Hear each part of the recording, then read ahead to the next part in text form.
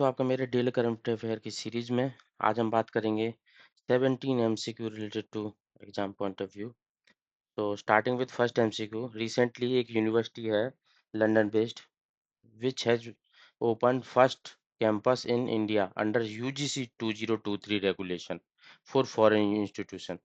तो पहली बार कहाँ पे खोला गया है और किस यूनिवर्सिटी का खोला गया है ये आपको पता होना चाहिए। ये खोला गया है यूनिवर्सिटी ऑफ साउथहैम्पटन का। ये इंग्लैंड बेस्ड एक यूनिवर्सिटी है और इसको ओपन किया गया है गुरुग्राम में। गुरुग्राम में इस कैंपस ओपन किया गया है और ये पहली यूनिवर्सिटी है जिसको यूजीसी 203 रेगुलेशन के अंदर ओपन किया गया है। इससे पहले दो यूनिवर्सिटी और खोली गई हैं। वो IFCS मतलब international finance service centre authority के अंदर अप्रूवल मिला है उनको, गिफ्ट सिटी के अंदर डीकन और वुलंगोंग, ये ऑस्ट्रेलिया की यूनिवर्सिटी है। तो ये दो यूनिवर्सिटी हैं जिनको गिफ्ट सिटी में खोला गया था IFCSCA अप्रूवल के अंदर। बट पहली बार UGC 2023 रेगुलेशन के अंदर गुरुग्राम में खोला गया है यूनिवर्सिटी ऑफ साउथहैम्पटन को। ये आपको पता रहना चाहिए, 2 पॉइंट याद रखने हैं। गुरुग्राम में पहली बार खोला गया है university of Southampton UGC 2023 regulation के अंदर, और ये पुरानी न्यूज है। पीएम धन धान्य कृषि योजना के अंदर द पीएम धन धान्य कृषि योजना will focus on enhancing agriculture in how many district. PM Dhan धान्य योजना कितने डिस्ट्रिक्ट के अंदर एग्रीकल्चर को एनहेंस करने पर फोकस करेगी? वो करेगी 100 डिस्ट्रिक्ट्स के अंदर। और इसकी एस्पिरेशन कहाँ से ली गई है? नीति आयोग के एस्पिरेशनल डिस्ट्रिक्ट प्रोग्राम के अंदर। इसमें क्या होगा, over the 6 year period starting from 2025 to 26 से 100 अंडर परफॉर्मिंग डिस्ट्रिक्ट्स पे अपलिफ्ट करने में एग्रीकल्चर को और अलाइड सेक्टर को हेल्प किया जाएगा। हेल्प किस फॉर्म में किया जाएगा? क्रेडिट फॉर्म में, इरिगेशन, स्टोरेज एंड सस्टेनेबिलिटी में। Third MCQ, mitochondrial disease are inherited from which parent? ये डिसीज आती हैं मदर मदर के माइटोकॉन्ड्रिया में प्रॉब्लम होने की वजह से। और माइटोकॉन्ड्रिया क्या होता है? माइटोकॉन्ड्रिया होता है कि power house of the cell, और जिसका खुद का सेल्फ डीएनए होता है। इसके डीएनए में प्रॉब्लम होती है माइटोकॉन्ड्रिया के, जो पावर हाउस पावर नहीं दे पाता, जिससे क्या होता है कि सेल्स डाई होने लगते हैं।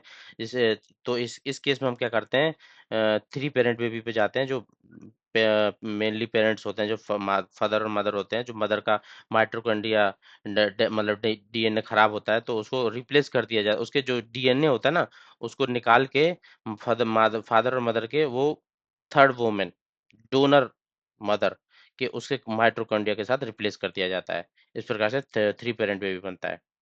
3 पेरेंट बेबी का भी ये MCQ है। 1 man and 2 women genetic material. और इसके अंदर क्या होता है कि nuclear DNA from parents and healthy mitochondrial DNA from a donor woman, creating a embryo with 3 DNA sources। मतलब डोनर का क्या होगा? बस डोनर का होगा माइटोकॉन्ड्रियल डीएनए, तो इसलिए इसको 3 पेरेंट भी बोला जाता है, क्योंकि वही वोमेन का फंक्शन नहीं कर रहा था अच्छे से। Fifth MCQ, Banni grassland prepared for चीता रिलोकेशन इज लोकेटेड इन? यह गुजरात में लोकेटेड है।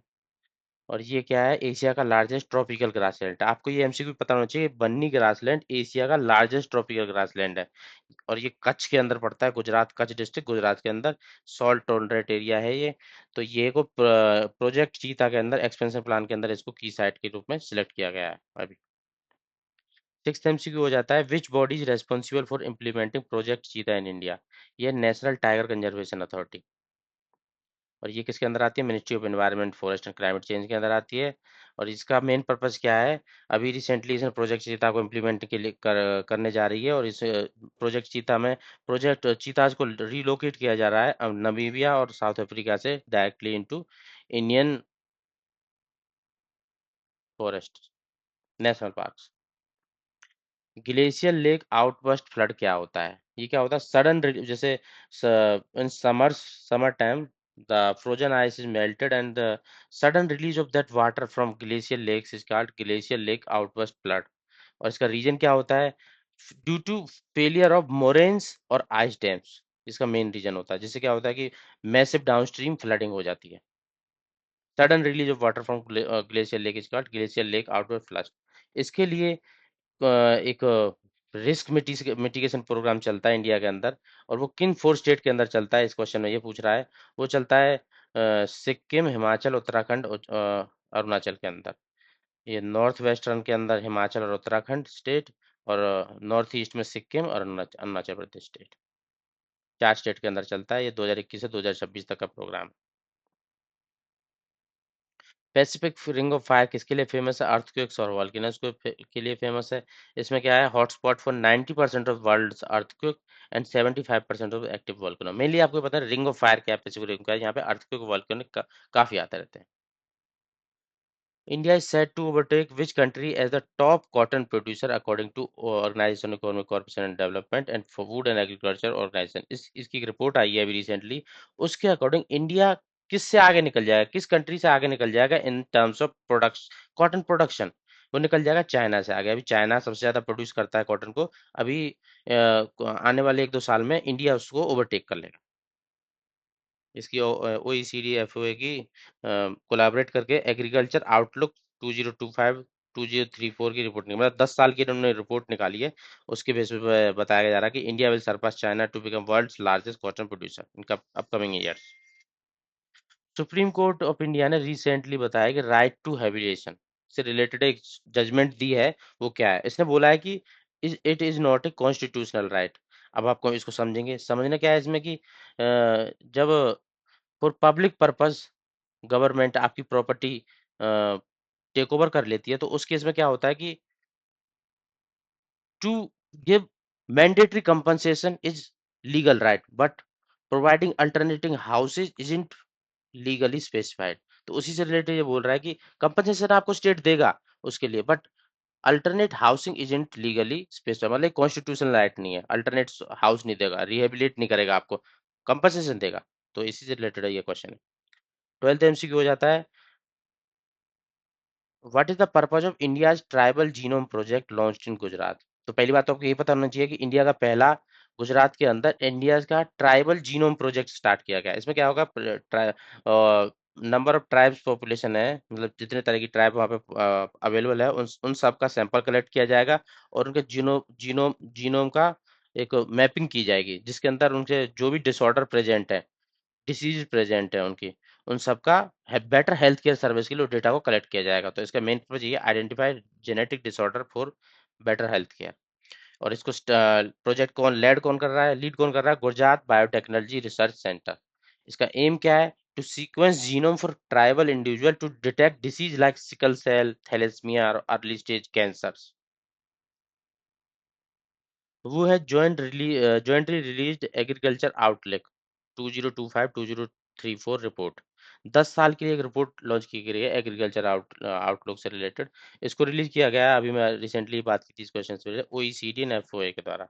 और OECD क्या है? Organisation for Economic Corporation and Development, and FOA food and agriculture organisation. 10 साल के लिए फोरकास्ट है। Forecast किसका? Trends in global agriculture, fisheries, food system including production, demand, trade and environmental impact. PM Dhan Dhanya Krishi Yojana is inspired by which earlier government initiative? We have already discussed, this is inspired by aspirational district programme of NITI Aayog. So main purpose of this program will be to uplift agriculture in 100 underperforming districts. And that program similarly focused on accelerating development through convergence. We will converge all the schemes, collaboration between state and center, and competition in the socio-economically lagging district. So we will make benchmark by uplifting these 100 underperforming district. So ultimately our ranking in multiple fields will improve. IUCN red list status of acetic चीता, इस question में पूछ रहा है, वो है critically endangered. What triggered Israel's recent airstrike on Damascus and Sweden in July 2025? तो पहले बात तो आपको पता होनी चाहिए रीजन किस लाई में, किस स्टेट में, किस कंट्री में लाई करते हैं। डेमेस्कस एंड स्वीडा ये लाई करते हैं सीरिया में। और किस लिए किया गया था? Syrian government attack on Druze minority. अब बात कर लेते हैं क्या हुआ था। क्लैश छिड़ गया था स्वीडन के अंदर between Druze militia and Bedouin tribes. Bedouin tribe indigenous tribe है सीरिया की, और ड्रूजे क्या है, बॉर्डर पे रहते हैं ये इसराइल और सीरिया के अंदर। तो इन लोगों ने जो सीरियन गवर्नमेंट पे एलिगेशन लगाए थे कि वायलेंस के, ड्रूजे मिलिशिया ने। तो ये बॉर्डर पे थे इसराइल के, तो इसराइल ने इन्हीं लोगों को बैक कर, ड्रूजे मिलिशिया को बैक करके अभी रिसेंटली सीरियन मिलिट्री पे अटैक किया है। समझ आया? मेनली क्या था कि Druze militia and Bedouin tribes. Bedouin tribe क्या है, सीरिया की इंडिजिनियस ट्राइब है। और ड्रूजे मिलिशिया उनके बॉर्डर एरिया पे रहती है between Israel and Syria. So Druze militia ने उनको एलिगेट किया था कि ऑफ वायलेंस। तो इन्हीं को बैक करने के लिए, इन्हीं को हेल्प करने के लिए, इन्हीं को प्रोटेक्ट करने के लिए ड्रूजे कम्युनिटी को इसराइल ने अटैक किया है सीरिया को। बस इतना ही था इसमें। So which Indian state has become first to launch tribal genome sequencing project? Already discussed, Gujarat. ये क्या होगा, creation of reference genome database for tribal population Gujarat. तो 20 ट्राइबल कम्युनिटीज का 2000 इंडिविजुअल्स का सैंपल कलेक्ट किया जाएगा, aiming to create dedicated genetic database tailor to tribal health needs. Earthquake swarms, ये बहुत अच्छा क्वेश्चन है। अर्थक्वेक स्वार्म्स क्या होते हैं, इसमें क्या होता है कि थाउजेंड्स ऑफ अर्थक्वेक्स फील होते हैं सिंगल टाइम पे विदाउट ए मेन शॉक। मतलब छोटे छोटे 1.2 1.4 1.5 2 मैग्नीट्यूड तक, मतलब लगभग लगभग 2 मिनट, मतलब लिमिटेड रेक्टर स्केल पे देखेंगे तो आपके छोटे स्केल के अर्थक्वेक फील होते हैं। इस sequence of many earthquake occurring in region over a short time without main shock. मतलब ऐसा नहीं कि 1 2 10 15 20 होंगे, हजार भी हो सकते हैं, लाखों भी हो सकते हैं, पर with low magnitude, not not of high magnitude, without A main shock. ये मेन चीज है इसमें अर्थक्वेक स्वार में। और ये अभी रिसेंटली आइसलैंड में आकर हुए हैं, तो उसी से रिलेटेड एमसीक्यू था। टिपिकली वोल्केनिक और technological activity region are closely monitored for sign of larger seismic and volcanic event. So these were all the 17 18 MCQ relevant for current affair based on 18th of July. So if you like my content, please subscribe my channel. Stay updated. Stay. Thank you.